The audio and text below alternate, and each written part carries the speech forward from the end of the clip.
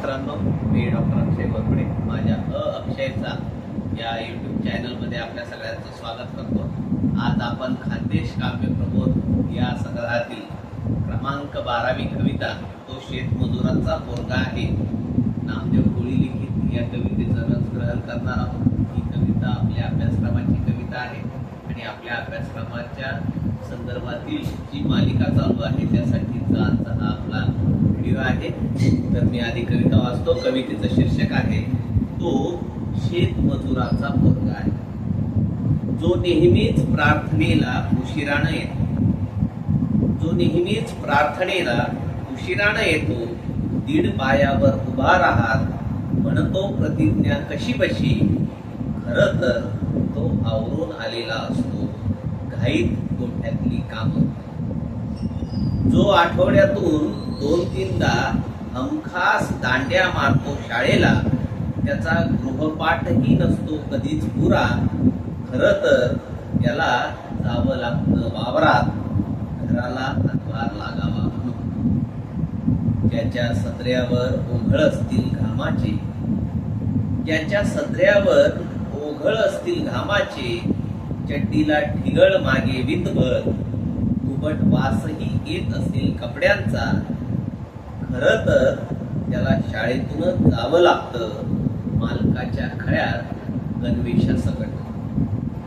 ज्याच्या भेगाळलेल्या पायात असेल टाचा घासलेली चप्पल अथवा बूट फाटलेला, ज्याच्या भेगाळलेल्या पायात असेल टाचा घासलेली चप्पल अथवा बूट फाटलेला, काट्यांची कुरपही असतील बहुधा कळव्यात, खरं तर अनवाणी पावलांनीच भटकत असतो तो शिवारभर। जो नदीत मासे पकडतो सहज, सरपण जमवतो भर उन्हात, मध काढतो मधमाशांना हुसकावून, खरं तर तोंडपाठ आहे त्याला अख्खं जंगल, जीव जनावरांची बोलीही। जो जेमतेम पास होईल अथवा तुम्ही नापासही करू शकता, त्याला खरं तर वर्गातल्या पोरांपेक्षा फार गुणी आहे। त्याला कुठल्या व्यवस्थेत बसवायचं ते सांगा मास्तर, तो शेतमजुराचा पोरगा आहे। मित्रांनो, नामदेव कोळी हे खानदेशातील नवोदित कवी म्हणून ओळखले जातात। काळोखाच्या कविता हा त्यांचा संग्रह, काव्यसंग्रह नुकताच प्रकाशित झालेला आहे आणि आपल्या खानदेशातून जळगाव जिल्ह्यातून वाघूर या शीर्षकाचा दिवाळी अंक ते सातत्याने दरवर्षी प्रकाशित करीत असतात आणि अशा या भरहुन्नरी लेखकाची कवीची ही कविता आहे। अतिशय महत्वाची कविता आहे आणि ही कविता आहे भाष्य करते, म्हणजे कवितेचा जो शेवट आहे त्यामध्ये शेवटी कवी असं म्हणतो की त्याला कुठल्या व्यवस्थेत बसवायचं ते सांगा, म्हणजे एकंदरीत संपूर्ण व्यवस्थेवर भाष्य करणारी ही कविता आहे आणि ही कविता एका शेतमजुराच्या मुलाची कविता आहे। शेतमजूर हा आपल्या कृषी व्यवस्थेतला अतिशय महत्वाचा घटक आहे। सालदार या कवितेमध्ये मी शेतमजुराचं जे दुःख आहे ते सांगितलेलं आहे आणि त्या शेतमजुराच्या घरातल्या मुलाची जी अवस्था आहे त्या अवस्थेचं चित्रण कवीने या कवितेमध्ये केलेलं आहे। मित्रांनो, वास्तविक या कवितेच्या संदर्भात मी आज एक वेगळ्या पद्धतीने असं भाष्य करणार आहे की ही कविता जसं सालदार कवितेच्या संदर्भात आपण बघितलं त्यामध्ये मी शेतमजुराच्या संदर्भात संपूर्ण दीर्घचिंतन व्यक्त केलेलं होतं, तर ते पुन्हा रिपीट होऊ न देता मी या कवितेकडे एका वेगळ्या अंगाने अशा पद्धतीने बघतो आहे की कवीने या कवितेमध्ये एक भाष्य केलेलं आहे, व्यवस्थेच्या संदर्भात भाष्य केलेलं आहे। ही व्यवस्था कशी आहे की ही व्यवस्था जे उपेक्षित आहेत, वंचित आहेत, अन्नधान्याच्या आपल्या ज्या प्राथमिक गरजा आहेत त्या गरजांसाठी त्यांना सतत मूलभूत आपल्या ज्या प्राथमिक गरजा आहेत त्यांच्यासाठी त्यांना संघर्ष करावा लागतो असा वर्ग एकीकडे, आणि ज्यांच्या मूलभूत गरजा पूर्ण झालेल्या आहेत असा वर्ग एकीकडे, या दोघांचं चित्रण कवीने या कवितेमध्ये केलेलं आपल्याला दिसतं. कवी फार सहजपणे आपला भाव व्यक्त करत असतो आणि शाळेच्या संदर्भात त्याने हा भाव व्यक्त केलेला आहे की जो कवी म्हणतो की जो शेतमजुराचा मुलगा आहे. म्हणजे पहा, कवीने या दोन गोष्टींमध्ये तुलना केलेली आहे की जे उपेक्षित आहे, मूलभूत गरजांपासून वंचित आहे, त्यांचं जीवन आणि ज्यांच्याकडे हे सगळं आहे त्यांचं जीवन. वास्तविक ज्यांच्याकडे सगळं आहे त्याच्यावर कवी काहीच बोलत नाही, अप्रत्यक्षपणे तो आपल्याला सुचवत चालतो. पण हे जे उपेक्षित वंचित शेतमजुराचा मुलगा आहे, जो काय कष्ट करतो आणि शाळेच्या व्यवस्थेपर्यंत पोहोचण्याचा प्रयत्न करतो आणि व्यवस्था त्याला कशा पद्धतीने हाताळते, याचं चित्रण या कवितेमध्ये कवीने अतिशय प्रभावीपणे केलेलं आहे. की कवी म्हणतो की जो प्रार्थनेला उशिराने येतो, दीड पायावर उभा राहत म्हणतो प्रतिज्ञा कशी पडली, खरं तर तो आवरून आलेला असतो घरात घाईत गोठ्यातली काम. आणि कवीने इथून कवी सुरुवात करतो आणि मग कवी पुढे आपल्याला सांगत चालतो की त्याला घराला हातभार लावावा लागतो, म्हणून त्याला वावरात जावं लागतं. त्याच्याकडे कपडे नाहीयेत, वस्त्र नाहीयेत. तोच शाळेचा जो काही गणवेश आहे तो एकच गणवेश त्याच्या अंगावर असतो आणि त्याच गणवेशासकट त्याला शेतात खड्यात राबावं लागतं. एकच गणवेश आहे आणि पायामध्ये चप्पल नाहीये, त्याच्यामुळं कदाचित त्याच्या पायाला कुरपही झालेले आहेत. असा हा अनवाणी भटकणारा शेतमजुराचा मुलगा, परंतु त्याला शिक्षण घेण्याची ओढ आहे आणि शिक्षणासाठी सुद्धा एवढ्या सगळ्या कामाच्या रगाड्यात तो वेळ काढून शाळेला हजर राहतो. परंतु त्याचं हजर राहणं व्यवस्थेला असं दिसतं की तो उशिरानं प्रार्थनेला येतो. त्याच्या अंगामध्ये मळका ड्रेस आहे, त्याच्या अंगामध्ये त्याच्या पायामध्ये चप्पल सुद्धा नाही आहे आणि ज्याचा कधीच गृहपाठ पूर्ण झालेला नसतो, जो हमखास दांड्या मारतो, ज्याला प्रार्थना सुद्धा कशी बशी म्हणता येते, व्यवस्था त्या विद्यार्थ्याकडे अशा पद्धतीने मारते. आणि म्हणून कवी म्हणतो की हे सगळं त्याला का करावं लागत आहे, हे सगळं त्याच्याकडे का आहे, कारण तो त्याला शेतात काम करावं है ना.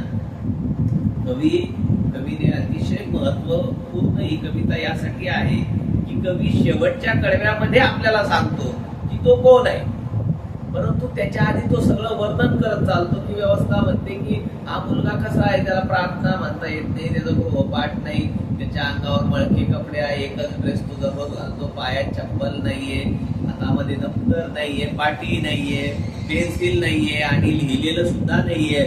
असा हा विद्यार्थी आहे. हा विद्यार्थी काय पुढे जाऊन शिकणार किंवा काय करणार आयुष्यामध्ये, अशा पद्धतीचा एक प्रश्न किंवा एक चिंता शिक्षकांना किंवा त्याच्या सहकार्यांना वाटण्याची दाट शक्यता आहे. हे जरी खरं असलं तरी त्याला हे सगळं का करावं लागतं आहे, तर त्याला आपल्या मूलभूत गरजा पूर्ण करण्यासाठी त्याला हे सगळं करावं लागत आहे, हे कवी सांगतो. आणि मग हळूहळू कवी एक वेगळ्या पद्धतीने सांगतो की ठीक आहे, त्याला गृहपाठ येत नसेल, त्याला त्याच्याकडे मळका ड्रेस असेल किंवा त्याचा काय जो काही शालेय अभ्यासक्रम असेल तो त्याचा पूर्ण नसेल, पण शालेय अभ्यासक्रमाच्या व्यतिरिक्त सुद्धा व्यावहारिक जीवनाचं जे काही ज्ञान आहे, जगण्यासाठीचं जे ज्ञान आहे, ते ज्ञान मात्र हा विद्यार्थी मिळवत आहे.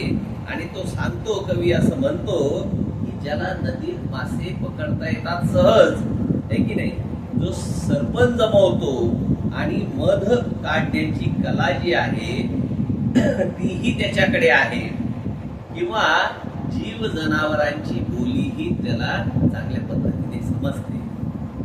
आता हे जे शिक्षण आहे, व्यावहारिक शिक्षण आहे, हे शिक्षण शाळेमध्ये मिळत नाही, शालेय अभ्यासक्रमामध्ये याचा समावेश नसतो. आणि म्हणून शालेय अभ्यासक्रम जरी त्याचा होत नसला तरी व्यावहारिक जीवनामध्ये त्याचं शिक्षण सुरूच आहे आणि तो कशा पद्धतीचं त्याचं शिक्षण सुरू आहे तर तो मध काढायला जातो आहे, सरपंच गोळा करायला जातो आहे, नदीत मासे पकडायला जात आहे आणि ज्याला जीव चित्राबांची बोली ज्याला समजते, दुःख ज्याला समजतं, तशा पद्धतीचं त्याचं ते अनौपचारिक जे शिक्षण आहे ते शिक्षण सुरू आहे. आणि मग शेवटच्या कडव्यामध्ये सांगतो कवी, काय म्हणतोय कवी, की तो जेमतेम पास होईल किंवा कदाचित तुम्ही त्याला नापास पण करू शकता.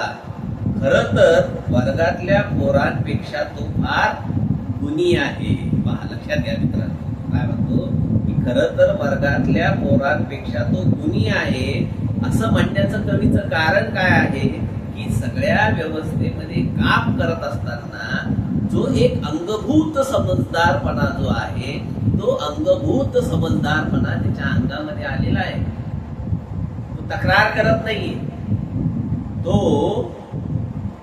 या संबंध व्यवस्थेमध्ये वागत असताना त्याच्या मूलभूत गरजा पूर्ण करण्यासाठी व्यावहारिक जीवनात कशा पद्धतीने संवाद साधला पाहिजे, आपली उपजीविका भागवण्यासाठी काय काय उपक्रम करता येईल, काय काय कृती करता येईल, कशा पद्धतीचं काम करून आपण आपला उदरनिर्वाह करू शकतो, हे जे स्किल आहे, कौशल्य आहे, ते त्यानं आत्मसात केलेले, अनौपचारिक कौशल्य ज्याला आपण म्हणतो ते त्यानं आत्मसात केलेलं आहे. आणि म्हणून कवी म्हणतो की तो खरं तर इतर पोरांपेक्षा गुणी आहे. त्याच्याकडे मोह नाहीये, मद मस्तर नाहीये, तो कोणाचा हेवा करत नाहीये आणि ज्याला शाळा शिकण्याची सुद्धा गोडी आहे.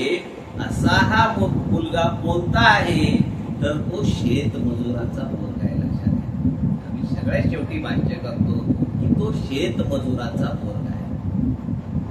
सांगा मास्तर तुम्ही त्याला कुठल्या व्यवस्थेत बसवायचं, असा हा शेतमजुराचा मुलगा आहे. आणि या कवितेमध्ये कवी प्रश्न उपस्थित करतो, व्यवस्थेवर प्रश्न उपस्थित करतो की अशा विद्यार्थ्यांसाठी आम्ही कुठला वर्ग निर्माण केला पाहिजे, कुठला वर्ग तयार केला पाहिजे, कुठली व्यवस्था तयार केली पाहिजे, किंवा आजच्या व्यवस्थेमध्ये अशा विद्यार्थ्याचं काय स्थान आहे, असा प्रश्न कवी उपस्थित करतो. आणि कवीचं बरोबर पण आहे. आपली जी रेस चालू आहे ती रेस सगळे मुलं जे काय आहे ते नीट परीक्षा असेल, अजून कोणती परीक्षा असेल, स्पर्धा परीक्षा असतील, वेगवेगळ्या पातळीवरच्या परीक्षा असतील, ज्याची फीस लाखो रुपयाने लोक भरतात, हे करतात आपल्या मुलांसाठी, याच्यामध्ये काही वाईट आहे अशातला भाग नाही. पण अशा रेसमध्ये अशीही मुलं आहेत की ज्यांच्याकडे काहीच नाही, ते सुद्धा या रेसमध्ये उतरलेले आहेत. आणि मग अशा विद्यार्थ्यांसाठी आम्ही काय करणार? पिढ्यानपिढ्या ज्याच्याकडे समृद्धी आहे, ज्याला प्राथमिक मूलभूत गरजा भागवण्यासाठी संघर्ष करावा लागत नाही, असा विद्यार्थी एकीकडे आणि ज्याला दिवस रात्र कष्ट करून स्वतःचं पोट भरावं लागतं, असा विद्यार्थी त्याच्या जोडीला जर आपण बसवला तर या दोघांमध्ये जिंकणार कोण आहे? मार्कांच्या शर्यतीत जिंकणार कोण आहे? तर सहजपणे आपण म्हणू शकतो की ज्याच्या प्राथमिक गरजा पूर्ण झालेल्या आहे असाच विद्यार्थी मार्कांच्या शर्यतीत जिंकणार आहे. आणि म्हणून कवी असं सांगतो की या व्यवस्थेमध्ये अशा व्यक्तीला कुठे बसवायचं, काय करायचं, हो की नाही? अशा विद्यार्थ्यांकडे कोण लक्ष देणार? ज्याला शिकण्याची उर्मी आहे, ज्याला काहीतरी आयुष्यात करण्याची उर्मी आहे, पण ज्याच्या गरजाच भागलेल्या नाही, अशा माणसांशी आपण स्पर्धा करत आहोत. अशा माणसांना आपण काय म्हणतो आहोत की प्रश्न निर्माण करत आहोत. पण त्यांचं जीवन आपण जगून पाहिलेलं आहे का?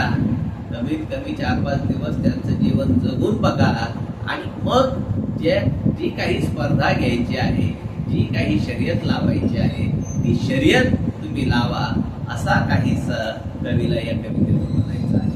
मित्रांनो, तुम्हाला ही कविता कशी वाटली मला नक्की तुम्ही कमेंट करून कळवा. माझा व्हिडिओ आवडला असेल तर लाईक करा, शेअर करा.